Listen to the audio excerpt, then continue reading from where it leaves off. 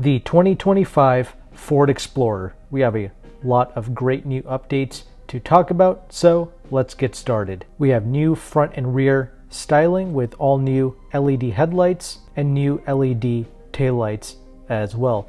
The grille is much larger now, and every trim of the Explorer is going to come with its own unique grille. Overall, I am a fan of this new 2025 Explorer and its exterior. It has a more premium vibe now than it did before. And speaking of trim levels, they have really cleaned up the lineup. There's only 4 trims to choose from as of right now. The wheels have also changed. We have some new designs, and the wheel sizes are going to range between 18 inches all the way up to 21 inches. Okay, now let's go ahead and talk about those trim levels and the powertrain options. We only have 4 trims to choose from. The base model is called the Active, then we have the ST line, we have the full ST, and then we have the Platinum at the top. These SUVs come standard with rear-wheel drive across the board, but you can add in all-wheel drive as an option. The base engine is going to be a 2.3 liter EcoBoost turbo 4-cylinder, which produces 300 horsepower and 310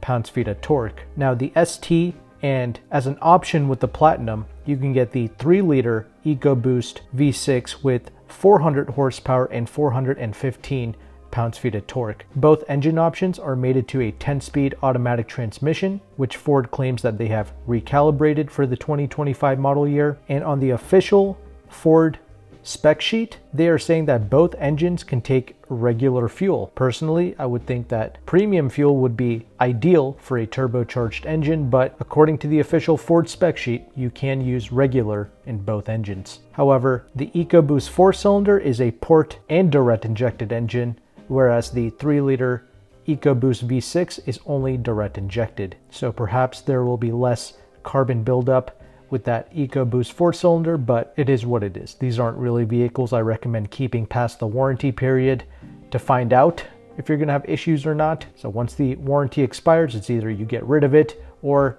you just extend the warranty, but that's really your call. Anyway, the max towing capability of these SUVs, it continues to be 5,000 pounds. In this lineup, I personally do recommend going with the Platinum all-wheel drive with the 3-liter EcoBoost V6. I almost never recommend anyone buying the top spec trim level of just about any vehicle, but this is one of the few exceptions. And here I'm going to briefly share with you my experiences driving the 2022 Ford Explorer. I had an opportunity of driving both the ST and the King Ranch, and keep in mind the King Ranch, they're not selling that for 2025. It's essentially like the Platinum model, except it's a little bit more cowboy themed. And when I say ST, I drove the actual ST with the V6.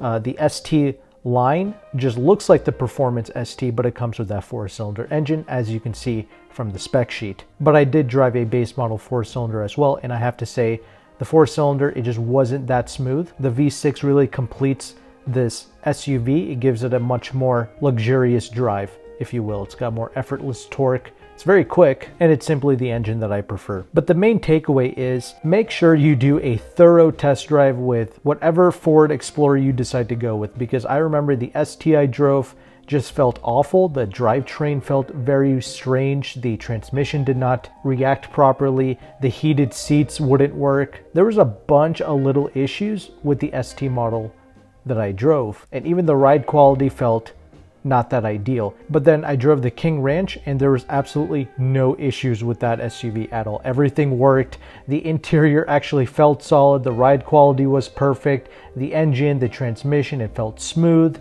There was no strangeness with it at all. In fact, it was a very enjoyable experience. I loved driving the King Ranch Explorer. However, I can already tell many of you are probably blaming the sport nature of the ST, and the suspension and the larger wheels is what contributed to the not so ideal driving experience I had with the ST. But I wouldn't really be too quick to blame those attributes, because I've noticed this with just about every new car manufacturer, especially post-pandemic. Quality has dropped considerably. If you drive 5 different Ford Explorer STs, all 5 of them are going to drive differently. This has been the most frustrating thing for me as an automotive journalist. Every car drives different. Some of you might be thinking, oh, that's just because it's a Ford and that's just how Ford quality is. I have driven like 4 or 5 Lexus LS 500s, brand new ones. That is a flagship Lexus product, and Lexus is a brand that everybody worships and everyone praises Lexus quality. And here I am saying that all 5 of those LS 500s drove completely different from each other. Same applies for other Lexus models, Toyota models, Hondas, BMWs, Volvos, Audis, you name it.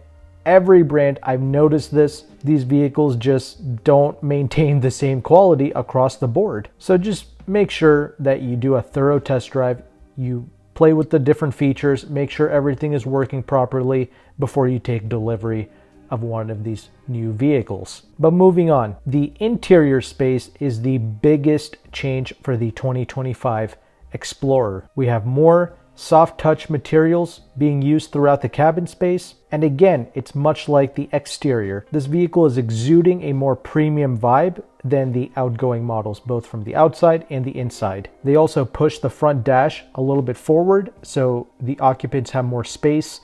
In the front row, we have a new available ActiveX durable / premium synthetic seating material. We have an integrated tray below the touchscreen that houses an available wireless phone charging pad. And in general, for the various trim levels, we have new color combinations with the interior space. And if you go with the Platinum and the ST, you have 7 different ambient colors that you can choose from to light up the cabin during the night. And these 7 ambient lighting colors are available as an option with the ST line, which is that 4-cylinder model that looks like an ST from the outside. And in general, in 2025, we just have more standard equipment. So that base active model is going to come standard with 10-way power adjustable driver's seat, and we have heated seats in the front as standard. The passenger seat is going to be 4-way power. We have an all-new 13.2-inch LCD touchscreen along with a 12.3-inch LCD digital gauge cluster. All of that standard, as well as wireless Apple CarPlay and wireless Android Auto. We have Alexa built in. There's going to be 8 USB ports throughout the cabin. We have 3 12-volt power points. Ford Copilot 360 Assist Plus, that's standard, along with a power liftgate and much more. So that's really great considering the fact that Ford has increased the base price by over $2,700 compared to a 2024 Explorer. So that base active model will now start at $41,220. So although that's very pricey now, at least it does come equipped rather well with some useful features, as I just stated. But yes, that new 13.2-inch infotainment screen, it looks good. So far, I have been a fan of the Ford infotainment. It's been rather easy to use. It looks very similar to the new Toyota setup.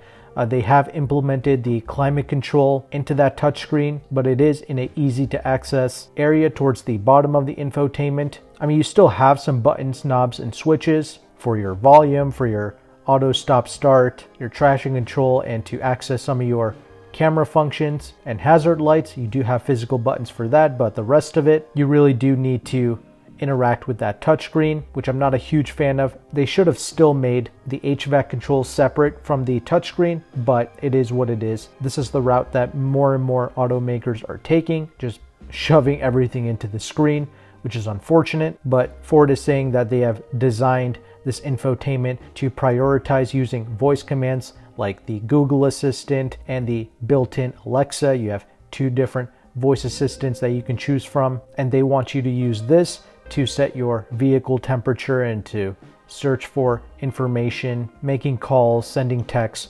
etc. Let me know in the comment section how you like that and if you personally use Google or Alexa with your current vehicle. Customers will also have the option to activate a Wi-Fi hotspot in the vehicle, and while parked you can watch videos, surf the web, and even play some games if you want. And select trims of the new Explorer are going to be equipped with Ford Blue Cruise, which enables hands-free highway driving, and this also helps to navigate stop-and-go traffic. There's going to be various packages that you can add on top of these trim levels, like a Platinum Luxe leather package There's also something known as the Platinum Ultimate package, and this is how you unlock the 3-liter EcoBoost V6 with the Platinum trim. With the 400 horsepower, you're also going to get 21-inch wheels. With the Ultimate Platinum package, there is a ST Line Premium pack, there's a ST Line Street package, an Active Comfort pack, all these different things that you can tack on to make your Explorer cost more money and to come with more features. But that's pretty much everything you need to know about the 2025 Ford Explorer. Deliveries of the new Ford Explorer are expected to start in the summer of 2024. We don't have pricing for the other trim levels, but as I mentioned,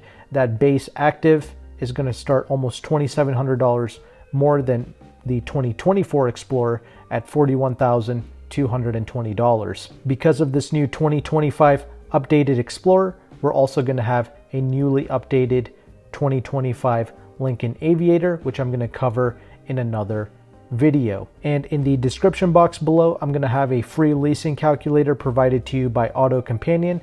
This is a very powerful tool because leasing programs, they change every month, and this calculator will update every month, and it will show you the interest rate on the lease along with the residual values and the incentives that you can qualify for on a lease. And this is very important because companies like Ford, Chevy, Dodge, Ram, Chrysler, they all have a bunch of incentives that you can potentially qualify for, and it's very difficult to find these, but this calculator helps you to identify all of the incentives that you can get in your region. So even if you're not interested in leasing a new car, you can use this tool to find the incentives, and this can help you to negotiate with a dealership. Obviously, incentives, they stack on top of the dealership discount. So if you're able to negotiate like $4,000 off of MSRP on a 2024 Explorer, which seems to be the average discount I'm seeing on Car Gurus when I do a nationwide search, there's almost 30,000 new Explorers for sale throughout the country. Over half of them are leftover 2023 models. So for dealers, pretty difficult to deal with. There are obviously some good ones out there, but most of them are very bougie and are very reluctant to give you a good deal on some of these Ford products. So the best thing you can do is to learn about these incentives, learn about the best discount that you can get, reach out to the general manager of your local dealership, email them, and see if they go for the deal that you propose. And when I ran some numbers on a 2024 King Ranch Explorer, the lease deal is total trash. You're better off just financing it, but you never know. In the future, leasing programs could improve, so it's important to know about this leasing calculator so you can stay up to date with the deals. And if you appreciate this information, consider liking and subscribing. But thank you so much for watching. Take care and goodbye.